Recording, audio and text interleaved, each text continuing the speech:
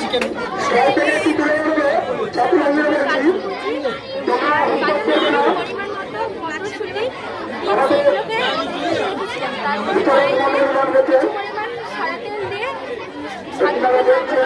সেই সমস্ত ভিজিয়ে রাখা সবজিগুলোকে হালকা তারপরে চিকেনের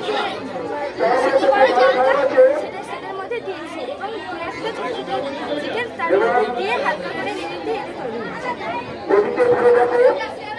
চিকেন স্যুপ কেন বানিয়েছি?